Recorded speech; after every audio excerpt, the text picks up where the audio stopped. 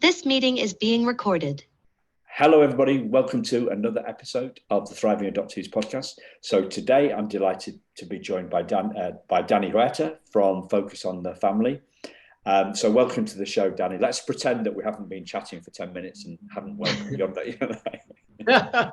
Thank you, Simon. Yeah, it's good to be on the show with you. Excited to dive into this topic with you. And you know, we've listeners, as regular listeners know, we've had a couple of other guests on from Focus in the Family, Jim Daly and Sharon Ford, and I just love what you're doing, and we always have great conversations. You guys really know your onions when it comes to adoption. So before Danny came to Focus on the Family, he's got 25 years in total, do you say, of experience of working with families and working with school districts and mentoring young people, and respite care. You talked about kids kids that were in foster care and stuff for you, and a placement agency. So a really great mix. I was going to use the word melange, but it sounds slightly pretentious. Have you heard that word? It's like a French word for mix, but yeah. For mix, okay, I like it. Yeah, melange, right? It's I don't normally do that sort of stuff, listeners, do I? Anyway, but we're just gonna dive in and really talk to Danny about what he's learned about the most important things adoptive parents need to know. So what comes to your mind, Danny, when you hear this phrase, thriving adoptees? Yeah, I picture as a foundation to it trust, that there's safety and trust. That's a thriving adoptee that has experienced patience from other people.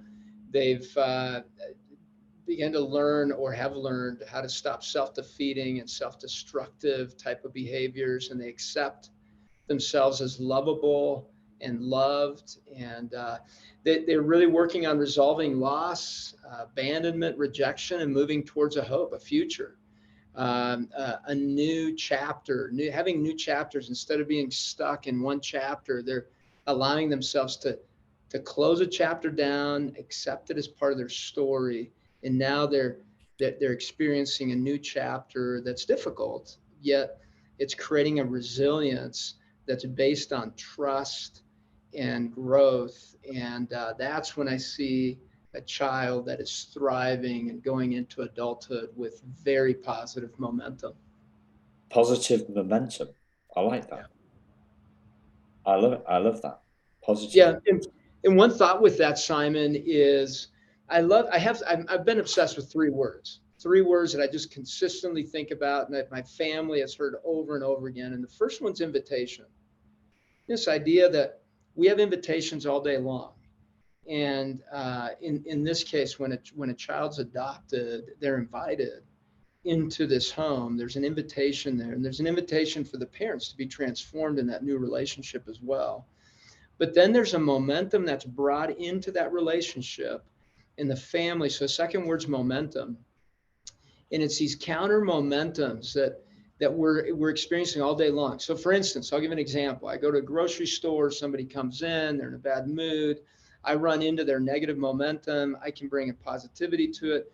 Whose momentum is really going to take over in that moment? Is it my positivity or their negativity?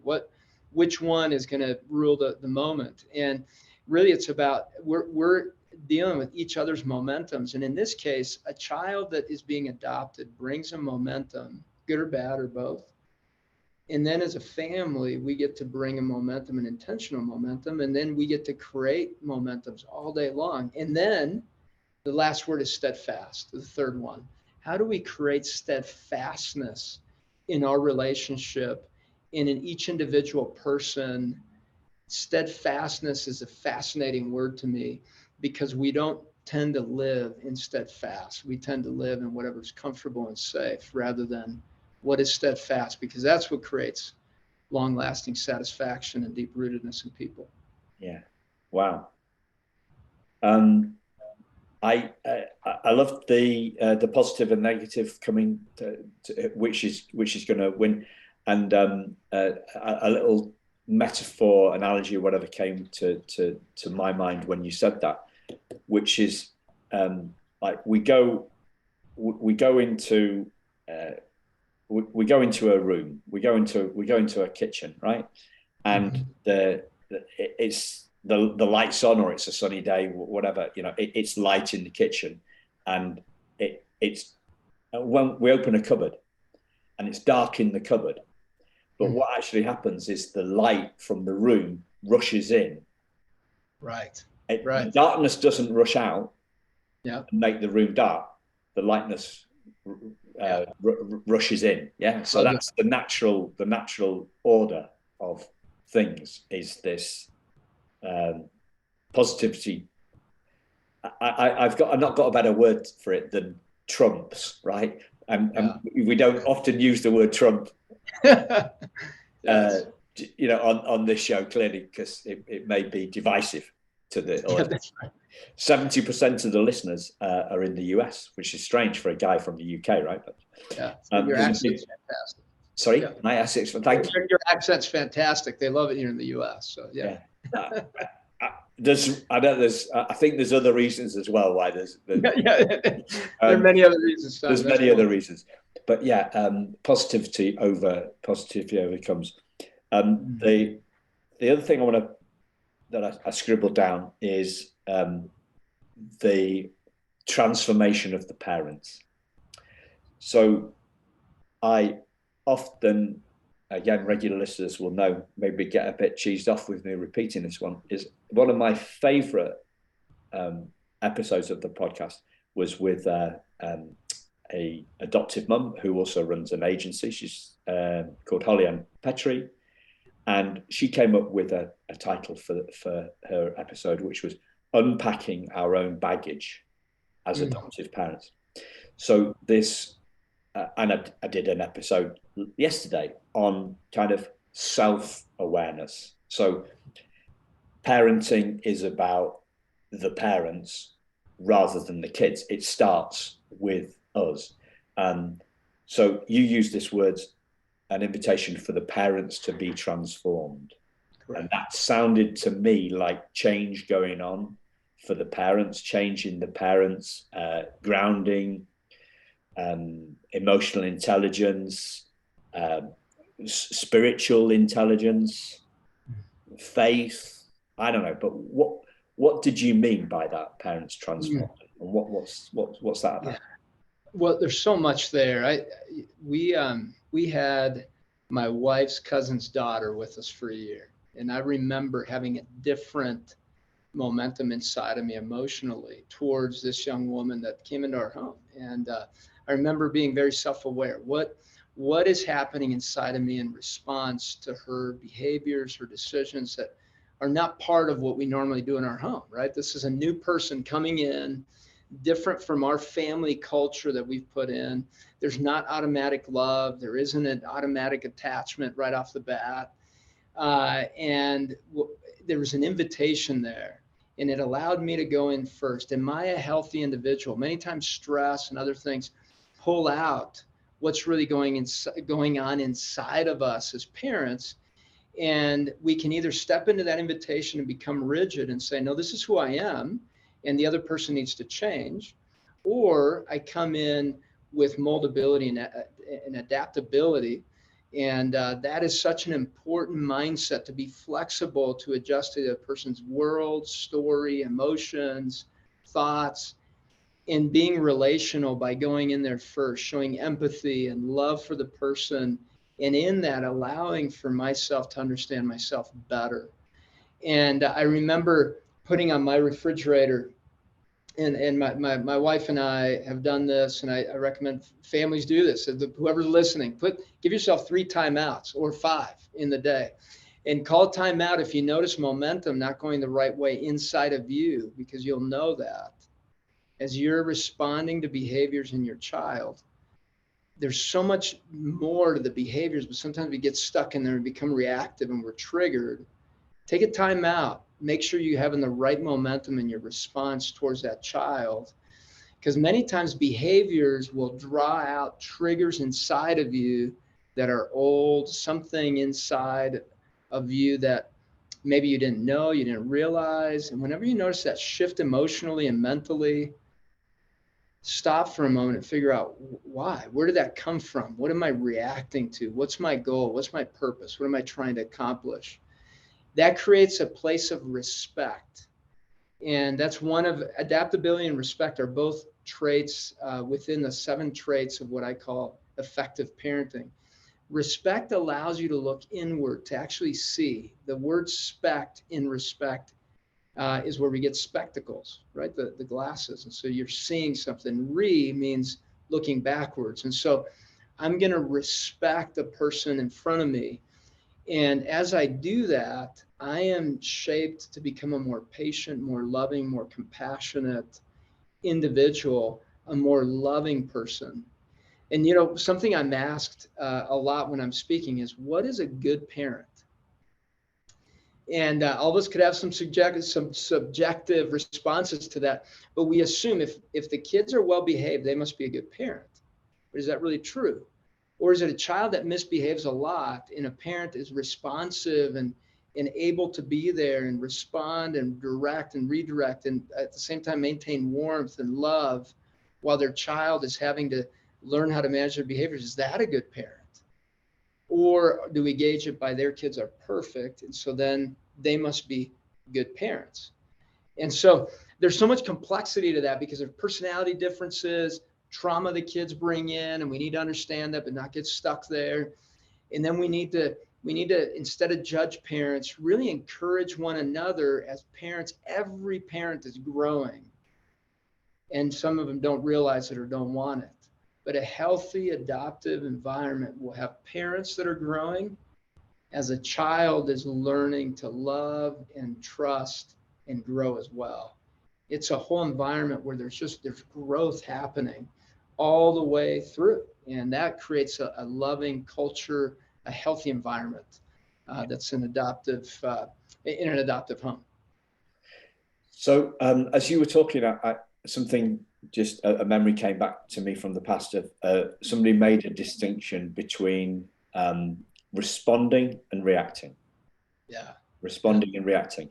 So another way, and another thing that we can look at in terms of our self-awareness is,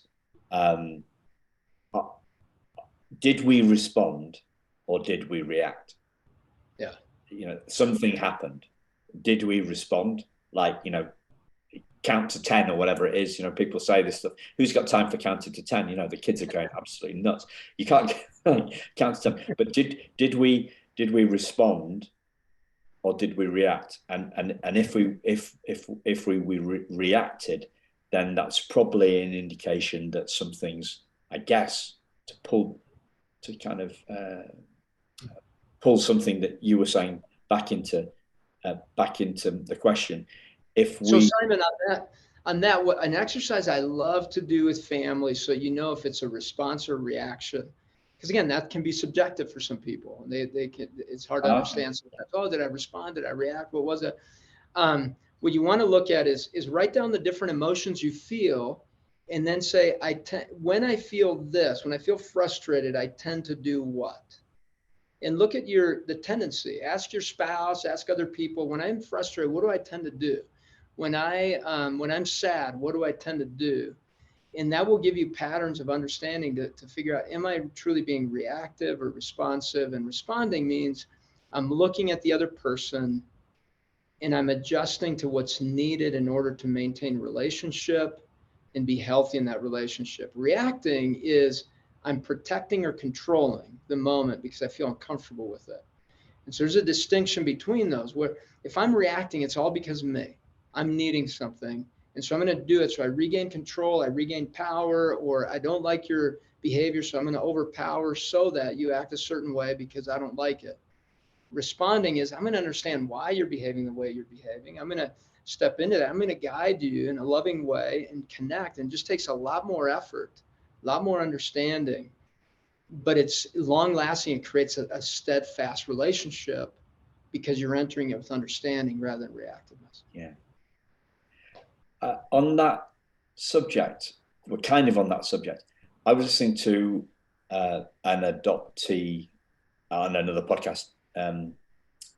She's coming on the Thriving Adoptees podcast. So I was doing part of my research. I was listening to her. And she talked about going to a group with of adopted parents. She was facilitating a story circle or something. A group of adopted parents, and one of the things that she heard from their adopted parents is that there was anger amongst the adopted parents towards their kids. And that was like, wow, I've never heard that. I've never heard that before. And as you were talking about reactions, I was thinking about, yeah, what about that? What about when our reaction is anger to our kid? Yeah, and those are shortcuts of our brain. That means we need to slow it down. Those timeouts are so helpful. Once you find yourself in an angry place, you have to figure out, what is the actual emotion I feel? Is it I feel unheard? I feel helpless? I feel there's an underlying emotion to that. And you're not always going to be perfect. This isn't about having perfection. This is about having insight into what is being brought out in you. Because a healthy home means you have a healthy parent that is building intentionally in the kids towards a goal. There's a structure to it. And there are these relational dynamics that you're having to navigate, and sometimes they go sideways. Anger is a great information giver. You have to figure out what is it in that moment that I am truly reacting to, because it's not the whole thing. There's something in there that has captured your attention where you feel powerless, you feel helpless, you feel minimized. There could be a very powerful and very important thing that you need to understand about yourself that's been triggered by this child, because ultimately you're upset at something that the child is doing that's out of your control and power, and this is your way of trying to make it go quicker, more quickly. And so in this, you've got to pursue patience as you become a detective of your thought bubbles, your child's thought bubbles. And if you're able to see your child with gratitude, it helps soften that anger. Yet admit it with your child. I feel angry towards you, and I'm trying to figure this out, because it begins to create trust that you have emotions just like they do. If they're angry, it'd be good for them to tell you, I'm angry. And you go, well, let's figure it out. What is it? What's happening here? And let's solve it. Let's be detectives in this, because I care about you. I love you. I would die for you. And so let's figure this out. Let's take the time we need. Let's explore why this has popped up and what the purpose is of this emotion. Wow. So it's almost like the anger is a rumble strip, saying that something's going off somewhere. And to use your word, it's an invitation. It's an invitation to explore some underlying emotion that's underneath that. And it's an invitation to explore that with your partner, if appropriate with the child, I guess. I don't know. If it's age appropriate, if you feel it's appropriate in the moment. It's a rumble strip. It kind of seems to me to be. Yeah, so each child has certain psychological needs that they come in with, and just realize that as parents. Kids come in with, whether adopted or not, they're coming into the room invited with these psychological needs. And one of them is a sense of competence. They want to feel competent at things. And sometimes there are certain emotions that pop out if they don't feel that. Like they feel, man, I'm always failing. You're always criticizing me. I can never do anything right. Some adopted kids feel that way, especially if they're comparing themselves to the siblings where they think they're more loved. Another one is just a sense of worth. They want to feel like they are valued and worthwhile, and they've already entered the home probably feeling like, yeah, I'm kind of worthless. Somebody gave me up and you guys are taking me in.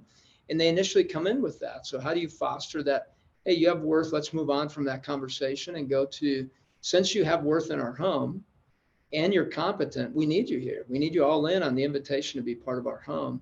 And that gives a sense of belongingness.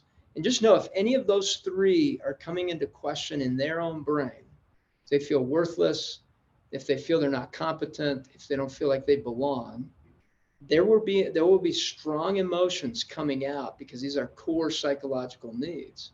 And as a person, you may go, where do these emotions come from? What's going on? Explore those core needs and say, I wonder if some of those have come into question, all three or one of them, and how can I reassure and then move to the current problem and help them shift their momentum of the emotion.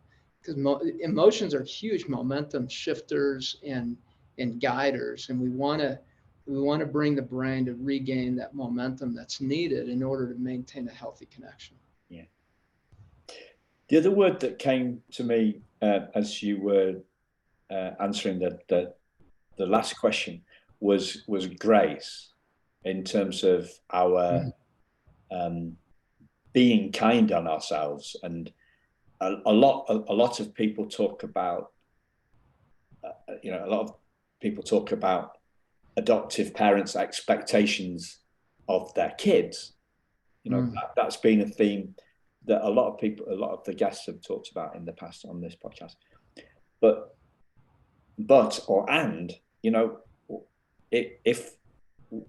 about our grace for ourselves? What about being kind on ourselves? How kind do you see adoptive parents being on themselves? Are they, are a lot of them big? Clearly, there's going to be a scale, right? But I'm guessing there's quite a lot of them. I think for a few I know, quite good at beating themselves up, right? Yeah, I would agree with that, Simon. And some of them, if their kids are acting out or they're big issues, they start to self-blame, because the brain naturally does that. We just self-blame when things aren't going right. And what's tragic is sometimes I'll see two parents begin to blame each other. And that's just not helpful. It's not helpful to be blaming. It's resolving and figuring out, what culture do we have in our home? How do we get to a healthy place? What really are the issues? What are really the problems beyond the behaviors? Because behaviors are just the surface of it all. What's really underneath that? What are the emotions? What are the thoughts? What are the perceptions? What are the beliefs? Let's go into that. And so for parents, if they go towards a shameful place as a parent, what happens is you start to self-protect, you avoid, you go to old patterns, like teenager patterns. You start to react like a teenager to your child. That's just not helpful. And so for a parent, make sure you're patient with yourself on the fact that bringing a child into an environment in an adopted type of dynamic is hard. It's difficult. You're taking on a challenge, yet it's amazing. It's beautiful. It's love at its finest. You're deciding to love another person and to bring them in, and you want to sacrifice everything for that child. And they may not always be grateful, and they may misbehave, and they may actually make you feel like you're a bad parent. Step back and say, wow, I've taken on a big challenge. Good job. And make sure you begin to bring life-giving words, not only towards yourself, but your spouse. You guys are a team. And one exercise that I love to do with that is just using a chalk marker and writing life-giving words in the mirror. Many times as parents, we beat ourselves up in the mirror. Kids do that. That's a place of battle within our own minds of who we are. Who do we really think we are as we're stepping out of the bathroom, out of the mirror? Do we really see someone we love there in that mirror? And what you can do is write to your spouse, hey, I notice these things I love about you. Or it's your adopted child. Just say, here are the things that are beyond performance that I love about you. And you're bringing life into their narrative where their mind is wrestling. And you as a parent, start with you first. If you're struggling with this, write some words that are kind to you, because the invitation is for you to be the mom or the dad, and they need you all in. If you have a hard time loving yourself, you're going to have a hard time loving your child. Yeah. So one of the things but I came to in this kind of arena, albeit me and my wife haven't got any kids, but that there's the self-blame, that kind of the negative voice in our heads that we've all got, right? And one of the distinctions I got to somewhere on this, and it's still very much work in progress, right? It's that if I try and fight that voice in the head, it's like an argument, it just escalates. It's like an arms race, right? But if I ignore it, it's somehow easier. It kind of, like when you don't push against something, when you don't push back, it's the end of the argument. It's the I don't know. Am I making this clear? Does that make any sense to you? What have you found? Have you come across anything in this area? What have you found? Well, I mean, it's natural for us to self-blame because that's the easiest, right? It gives you a sense of control over something. Yeah, it depends on the personality and also, I would say gender, male, female. The way we handle self-blame is different. Men tend to want to ignore it. Women have that battle. They count on people that they trust to speak into that, and they'll talk about, man, I feel so insecure. I feel, I'm not doing good as a mom, and then they get some good encouragement from their girlfriends, and man, you see a change in them. Whereas guys, we're just not as open with that. We just try to deal with it on our own. We ignore it. We do other things. But what I see is, I see more men pop. Just all of a sudden, they yell. They're angry. Boom! It comes out because they've just been stuffing things, and they've pretended to be patient, and all of a sudden it's the end, and boom! They blow up. Whereas I've seen more women that are able to dialogue in a very open way their journey of struggle with their own brain, their own mind, their own love of who they are, their own competence as moms. They tend to wrestle with that in a very healthy way where they don't have as many explosions where they have to backtrack and say, I'm sorry. They're able to gain a good, healthy traction on the fact that, yeah, imperfections and all, in my weakness, I am able to be strengthened by this because I'm okay with that. I'm admitting that because my child has weaknesses and I still love them. And so I have weaknesses and I'm going to love me. Just because I have weaknesses doesn't mean I don't love myself. And you begin to create a healthy culture in your home that weaknesses and all, imperfections and all, love is the centerpiece of our home. Whereas guys tend to think, I need to perform well, I need to be on top of it. And when things are feeling out of control, all of a sudden there's just an anger and an avoidance. I'm going to work more, I'm going to be gone more because I feel more competent there. And there's less openness on the fact that they have these insecurities that they're carrying around as dads, especially in this realm of being an adopted dad when they're not feeling loved or affirmed by their kids. Yeah. Do those gender, or well, to what extent? I'm sure the answer is a yes. And what's the way out? I guess. Sorry, I'm spiraling here. To what extent are adoptive parents aware of those gender differences that you described, or does that create more friction between? Does that sometimes create more friction between the mum and dad? Yeah, I call it parenting, where there's the parenting stuff begins to impact their marriage. And yes, there's generally the narrative, the way it goes, at least in the counseling office, is the wife will say, hey, I wish you were home more, or wish you were more open about your feelings. You seem to be, your fuse seems to be a little shorter.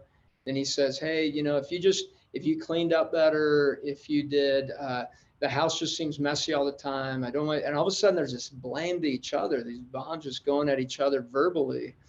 And if they could both really be open and acknowledge their fears, that they don't want to do this wrong, and that they're trying their best and kind of accepting where they're at and then teaming up. If that could happen, then you create healthiness. The other one is self-protection. Once the mom and dad go to self-protection, that I want to feel competent, I want to feel worthwhile, I want to feel like I'm doing this well, then that's when you see the hurt going back and forth, and that creates more of an opportunity for an adopted child to divide the home and to get in a place where they're feeling like this is not going to be safe. I'm probably going to lose this home too, and it creates more behaviors for them. Yeah. So I mean, so far we've been talking quite a lot about sort of like a psychological and emotional stuff, and especially the psychological side of parenting here. I'm wondering, clearly your organization, you're people of faith, and I'm wondering what can you bring from that side that's perhaps deeper than the psychological side that helps parents accept this information to be transformed, this curiosity, this willingness to change. We hear a lot about, we hear all this time about kids' neuroplasticity, and that's the way, they're open to change. Kids change, parents change, neuroplasticity, we all change. What can you bring from the faith perspective that's perhaps a different perspective than the mainly psychological perspective that we've addressed so far? Yeah, I mean, one of them that I hone in on is the attachment side, and ultimately, if you're a person of believing in God and Jesus, you were adopted into that family essentially, and it gives you an understanding of being loved regardless of who you are, your background. You're loved, yet there's a relational component to it, a commitment from the person that's loving back, but there's a sacrifice from the initial going in. Now, there's a verse that I love to think about when I'm thinking about adoption or even in parenting. It's in Isaiah, and it says, he keeps him in perfect peace whose mind is stayed on him because he trusts in him. Trust is such a powerful word. Who do we trust in and why? And why is trust so important? So that one, it says, because you trust in him, you have perfect peace in your mind. And it says, trust in the Lord God forever, for he's an everlasting rock. And so that foundation that is secure, that is steadfast, out of that trust, we will be able to find peacefulness in our mind. And what we have found is that when you're peaceful in your mind and your emotions and your thoughts, you're able to be relational and connect with people. That's what adoption is all about. Are you allowing yourself to be loved, and are you loving back in that self-regulation, that regulation yourself, and in your trust in a God that loves you? Out of that, you can freely love another person with free refills. You don't need a person's love back. You can freely give it. And if a parent is able to give that out of that faith in God, saying, hey, I can pray, I can have this eternal love that I flow out of, then I can love this child wholeheartedly because I was loved. And in that, I create a deep attachment and bond with the child. And I give them a connectedness with the Heavenly Father as well through that relationship. And there's so much within, I believe, within Scripture that gives us some powerful thought in the idea of invitation and what it looks like in adoption, the momentum and the steadfastness. And one place I love, Simon, where Jesus, it's one of the few times he just stands up and cries out, and he says, hey, whoever believes in me, as the scriptures have said, out of his heart will flow rivers of living water. If a parent approaches it like that, boy, there's transformation. You're steadfast, no matter the behaviors in your child. You're steadfast and you're loving, and you're saying, I'm here for the endurance because I have this faith in Christ. There's a steadfastness that really creates a solid ground for trust and attachment to be able to grow. Yeah. Wow. to me, as you were saying that, it seemed to me that that's something to perhaps, I don't know whether I guess you would say pray on or meditate on, and let that kind of infuse into you, right? I and because it's one of those things. It's far more like you can look at it at two levels. You can like it's a bumper sticker, or it or it's a deep in your soul thing. So I've come up with this, and the reason that I say that is because I came up with this thing this morning, and it's a new word. It's called a sminsight. Sminsight, right? So you're the first person to hear about sminsight. Nice. So it was originally it was semi-insight, but I thought that didn't sound quite as cool. Well, I thought it sounded pretty cool. But then I came up with, while I was swimming this lunchtime, it's a sminsight. So a sminsight is really a half-believed truth. So it's something that we get in our head, but not in our bones. Yeah. It's theory rather than belief. It's a concept rather than a felt embodied experience. And one of the things when we're putting out so much on one of these podcasts is that there's so many great ideas and great, yes, I can take that, but they don't have any oomph behind them. They don't have any power until we kind of take them in, and I guess that's what, I went to a religious school. We did we sung hymns each morning, and we listened to lessons, but we didn't take maybe it's just me, I didn't take a lot in. And I'm just wondering if you can speak into that in terms of perhaps a religious take on sminsights or anything that comes off the back of you, what I've just said. It's so true. Religion is really about the brain and the theory, and and that we get stuck in there, that there are these certain rules where we're trying to control the outcome. It's all about ourselves.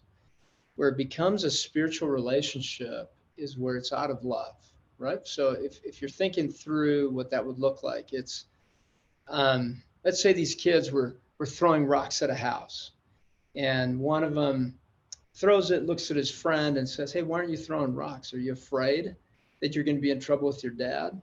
The response from a Christian that would be relational with the Heavenly Father would be, "No, I'm grieved by that, what that would do to my dad. It's not about what's going to happen to me. It's about what it's going to do in my relationship with my dad if I choose to do this." Many times we go into a spiritual realm on this God that just wants to punish people, that is just looking to see when people fail, and then boom, there's a punishment that comes in, and that's not a relational place. That's out of fear and anxiety, and it's all about me, and I want to protect. Self-protection is not a relationship. A place of relationship is, when I make this choice, is it going to build a closer bond, closer relationship, or is it going to separate me further? We tend to see love as this place of rules, especially within the context of the Bible and Christianity. There's all these rules, when it's really a recipe for being a loving, connected person.